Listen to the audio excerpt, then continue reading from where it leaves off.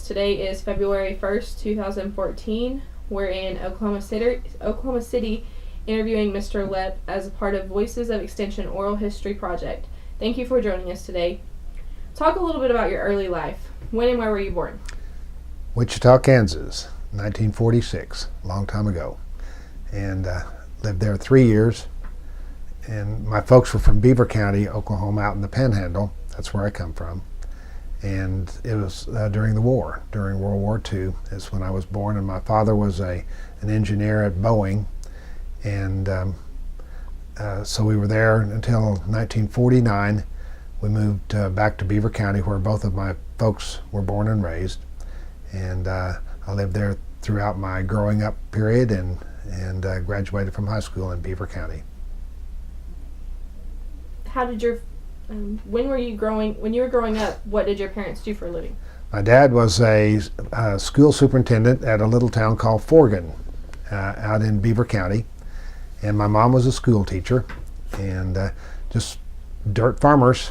And my dad grew up on a farm, and so he had a little bit of land. And so during the summers we farmed, and during the school year he was a school superintendent. Describe any interactions your family had with extension educators during your early life. Well, actually, I knew nothing about 4-H when I started the school in Forgan, but I found out when you got into 4th grade you could join 4-H, and so I did. I had no reason to join, didn't even know anything about it, but that was my first involvement with 4-H. And my sister, who's a couple of years older than I, she was involved in 4-H as well. And so I guess it was maybe a way to get out of class or something to go to a meeting. But we had meetings once a month at our school in the school auditorium, and that's what started me in 4-H. But what really got me involved in 4-H, my county agent was a man by the name of Bill Strom. And he was there for my growing up time, and he got me a pig. And that was my first 4-H project, was a white Yorkshire pig. And I raised that pig, didn't know anything about it, but we learned as we went, and Mr. Strom was there to help us. And it got too big, and the county 4-H show came along, and he was too big, so we had to cut him back on his food and water and so forth, and he was just the meanest pig you've ever seen. And but because we'd gotten him so lean, I actually won the county 4-H livestock show my very first time. Don't think I ever won it again, but my pig was so mean and so hungry that we had the show ring was outside on a parking lot and with just panels around it. And my pig jumped the fence, broke down the fence, and I was chasing after the pig, crying and carrying on. And I could hear the judge announce that the pig that was headed for Woodward for the district livestock show, was the grand champion. So that was my first involvement in 4-H and my first project. What were the 4-H meetings like when you were younger? They were fun. They were lively. There were a lot of kids in 4-H, even those who lived in town and weren't going to have animal projects and things like that. They were just a lot of fun because 4-H was a big thing back then. We didn't have TV. We didn't have cell phones. We didn't have anything like you all have now. And so that was something we could get involved with and meet other kids and get to do some things. It was kind of an agricultural version of scouting, I guess. And so all of us really got into it just because it was something to do and it was fun and it gave us something to do. What county were you from, and what years were you there? I was from Beaver County, which is the first county in the Panhandle. Not the way out at the end at Boise City. There's Boise City, and then there's Guymon, which is Texas County, and then Beaver County. And so I was in 4-H from 1956 through 1964. And it was in 1964 that I became state 4-H president. I had gotten real active in wanting to do that sort of thing. I ran for a district office and lost. And then the next year I ran for Northwest District President again, and I lost. And the next year I ran for one of the state vice presidents and lost. And I was pretty discouraged about it, but I had some good friends. I got to go to Chicago on a 4-H trip, and a gal by the name of Cheryl Simrad, she was Miss Oklahoma that year, and she and some other friends of hers, she was from over by Enid, just south of Enid, and they convinced me to go ahead and run for state president. I didn't want to do it because you just can get beat so many times before you get discouraged, and they all talked me into doing it. So here's how you ran for 4-H president back in the old days. I wrote letters in the late summer of 1963. I wrote letters to every 4-H club in Oklahoma, telling them that I was running for state president and would like to have their support when we got to the state meet at OSU, which was always a great trip.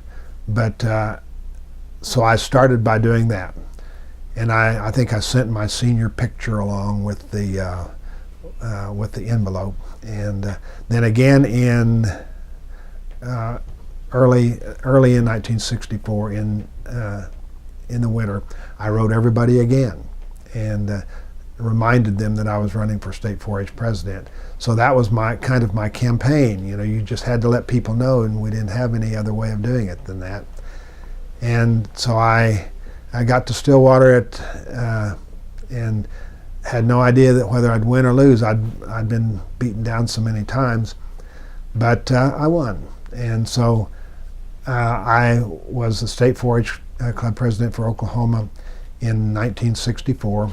And then I was state key club president in 1965. So that's kind of a little bit of history.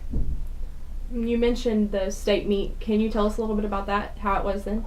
Oh, it was great. It was, when you live in the country back in those days, you wanted to go places. That was a great trip. That's something we looked forward to every year. And not everybody got to go. They had delegates that got to go.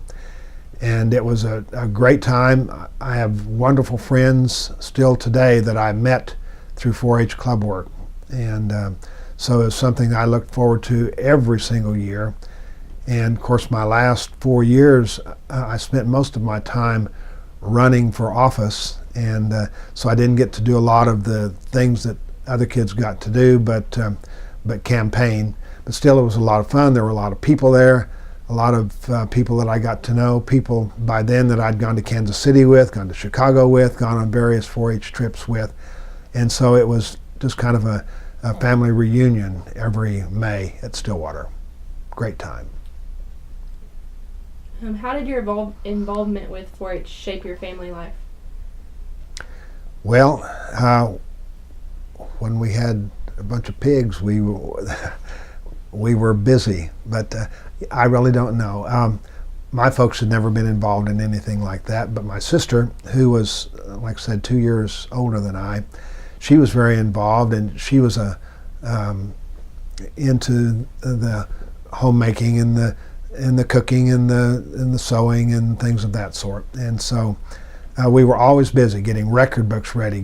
My folks were constantly on me to get your pictures together, get your stories together, get the things that you need for your record book, and be sure and get that in. And so a lot of our activities involve getting ready for things like that, getting pigs ready for a show, getting sewing things sewn, and getting cooking things cooked, and getting campaign things ready. So my folks were, although they were very busy, they were very supportive, and so our life basically revolved around school and 4-H. So that's what happened to me. Are you different as a result of being involved in 4-H? probably so. One of the things I got active in was the public speaking. And I was involved in high school in public speaking and debate and things like that, but also did that in all the 4-H contests. And so this is kind of the long way around. I don't know how much of this you really want to hear, but I had been fairly successful in some state speech contests in 4-H and in high school.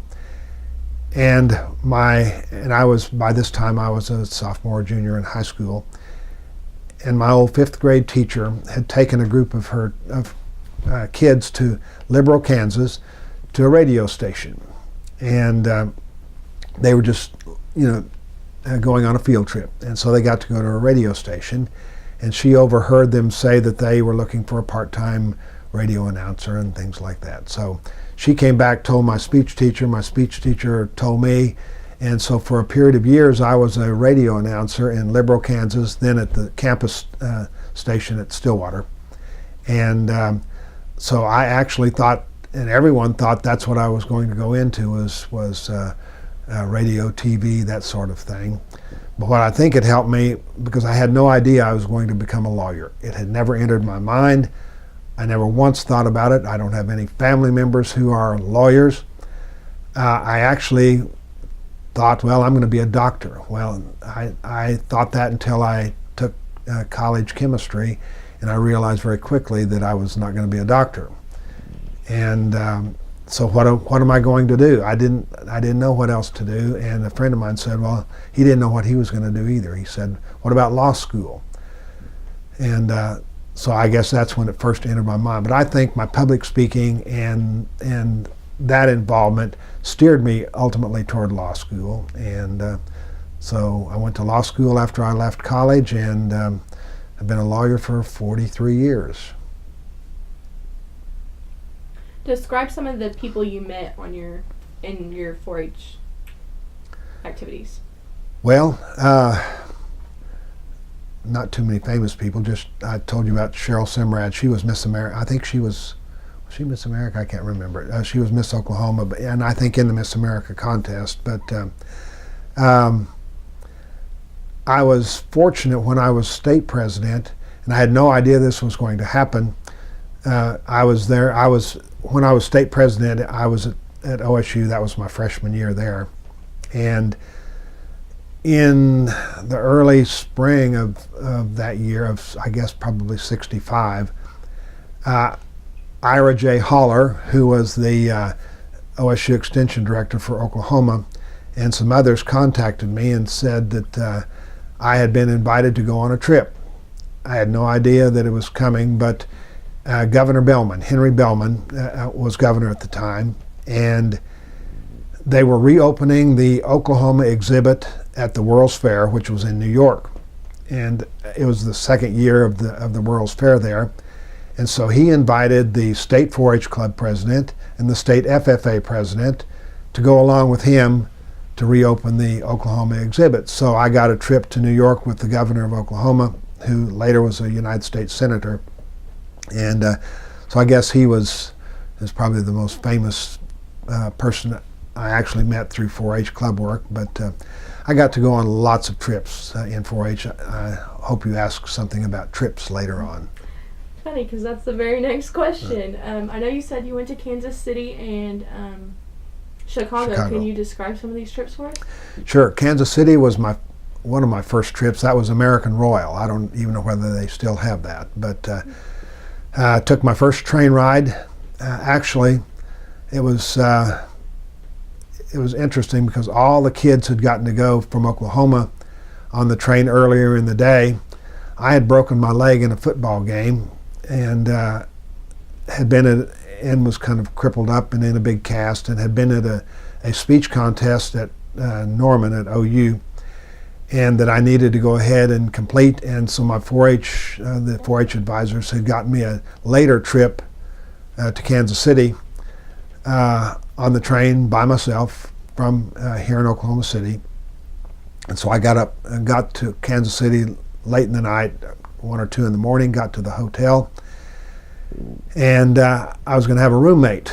And so I get into the room. It's 1 or 2 o'clock in the morning, and there's this enormous, ugly fellow in the bed, taking up the entire bed, and loud and so forth. And so it scared me to death. Here I am with a big cast on my leg, and it's 2 o'clock in the morning. There's a big, ugly guy in my bed in Kansas City, and but he still is ugly. So I sat in the chair. I thought, well, I'm going to sit here and try to figure out what to do, and I wound up falling asleep. And the next morning, the big ugly guy was waking me up, and his name is Jay Gregory. He was from Carmen, Oklahoma. It's now Carmen Tacoma. I think it's a consolidated school, but it's a little town over by between Alva and Enid. But he became one of my dearest friends. We were, because they always roomed us by counties, and it was Beaver County or Alfalfa County, then Beaver County, and so forth. So he and I roomed together at a lot of 4-H events over the years, and he's now a surgeon in Muskogee, been a doctor for many, many years, and just a dear friend. He played football at OSU when we were there, and anyhow, a dear friend of mine, and will always be a friend. And he's the person I met at 2 o'clock in the morning. Got to go to Chicago to, I forget even what it was, some National 4-H Congress, and back in the old days, they had 4-H exchange trips, and my sister got to go on several before but by the time I was old enough to go, we had an exchange trip to Iowa, and what we did was we'd go up there for a week and live in the homes of the 4-H club members and get out on the farm with them and do what they do and do their chores with them and go to various events. And then later in the summer they would come down to our counties and we would do the same thing. So we got to go to Iowa, and then we got to go to Pennsylvania. And we did that 1 year, and then they came the next. But so we took buses it was Beaver County and Custer County and Blaine County, Watonga, Arapahoe, and Beaver. And all the 4-H kids, we had 3 buses, I think. And took a trip to Pennsylvania, spent a week in Pennsylvania, and then went to the National 4-H conference in Washington, D.C. And so that was a great 2-week trip, and then the Pennsylvania kids came down and spent a couple of weeks in Oklahoma with us, and so those were great things. Those were good trips. Then I got to go to the 4-H conference every year at Stillwater, and just things like that. Those were all highlights. I have fond memories of all of those things. Looking back on your involvement with 4-H, is there anything of interest historically which you would like to share with us? I don't know. I think it's always been a good organization. I think it's something that kids should be involved with. I think that it's something that families can do together. I think it builds good relationships, family relationships. I think it teaches responsibility. It did then, it does now. And I just think that I don't know now whether it says, like when I was in 4-H, I looked forward to all of these trips because I was stuck out there in the Panhandle. I didn't get to go very many places, and to get to see my friends and to get to see these people and to get to go places that everybody gets to go places now. Travel is so cheap and so quick and so forth. I don't know whether I hope young people appreciate it today like I did, but back in those days, we had a phone at our house, and when you got to where you were going, you called and told them you were there. I mean, it was not constant communication. So these were things that we worked hard for and looked forward to going on. So I think 4-H probably misses that sort of thing now because of the speed of the way our world works. But so back then it was a lot slower paced, and I don't know whether people can enjoy the things that we enjoyed. I like I say, I hope you can, because it's important to have those good memories as well. But I don't know whether that's answering your question, but all I know is that it was a slower, nicer, even-paced way of life. It was good. Is there anything else that we haven't spoken about today that you'd like to share with us? I don't know. I've talked a lot, and I've enjoyed doing this. I've looked forward to this ever since I was asked to come and talk to you all. I didn't know it was going to be this sort of thing, but it's good. 4-H needs to stay positive and stay active, and like I say, I haven't kept up with it like I probably should.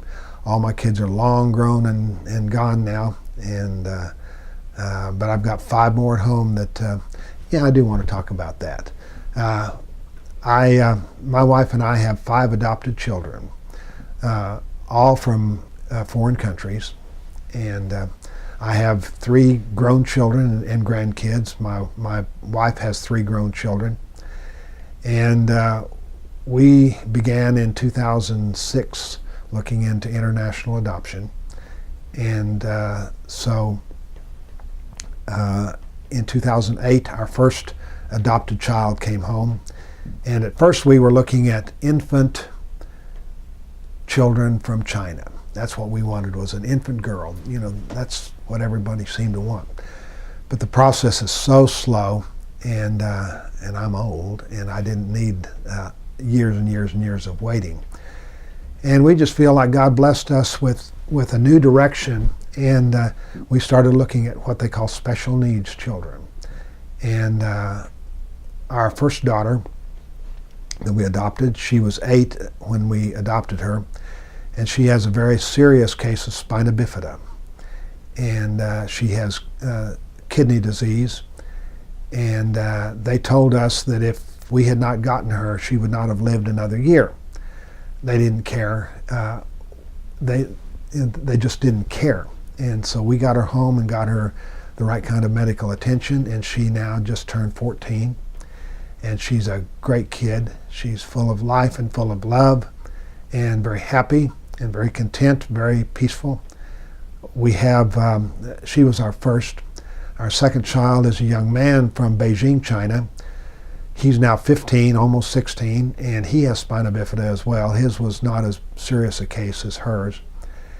And but he's a wonderful young man, very responsible, very pleasant, very bright young fellow, and very helpful around the house.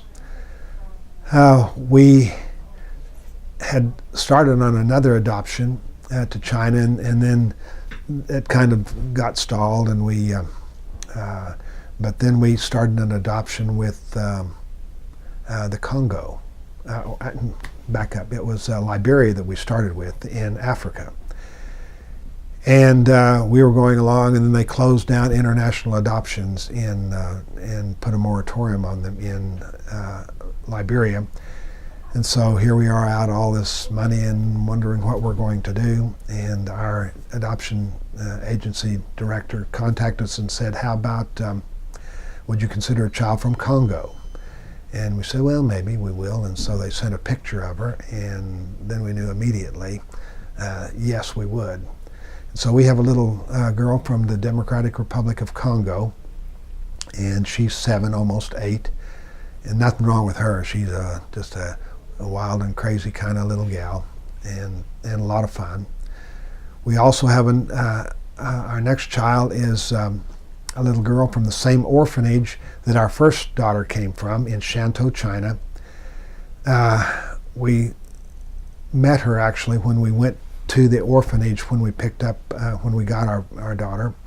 And we've made the comment, if we'd have known she was going to be our daughter, we'd have brought her home then. But anyhow, she is almost 11, and she's blind. and she can see just a little bit out of the corner of her left eye, just a little bit of light and color, and can read if you hold her up close to her. She's here now. She can already, she knows how to read Braille. She can type Braille. She's an amazing young lady, and so what chance would she have had in China with the handicap and with the special need that she has? But she's wonderful. And our last child is just came to be with us a little over a year ago, and she just turned 9 last week, and she has mosaic Down syndrome. And that's a different kind of Down syndrome than you normally think of, where you have Down syndrome has the extra chromosome. With mosaic Down syndrome, they only some of the cells have the extra chromosome. You don't know how many. It could be a few or a lot. She's very high functioning. She's very bright. She's a beautiful young lady. And so we have 5 precious little souls in our home that probably would never have had a chance had we not had an opportunity to adopt them. So we have, between the two of us, we have 11 children, and 5 in our home right now that we love dearly. We started homeschooling this year. We're Catholic, and we just, unfortunately, we're not happy at all with the core curriculum that everyone is having to learn. And we wanted them to get a good Catholic education, and so my wife quit her job. She's a lawyer as well. She quit her job and is now homeschooling 5 children, and it's a blessing. It is a hoot. It's the most wonderful thing that that's happening in my life. We just are so blessed to have these children. And so all of these things, and you say, well, how does that relate to anything? Well, it relates back to my upbringing, and 4-H was a big part of my upbringing. It relates to how I deal with people. It relates to just my very being. So our goal now is to make sure these 5 little souls make it to heaven. And that's what I'm all about. Well, we want to thank you for letting us interview you today. That's about all we have. Thank you. It's been my pleasure to be here.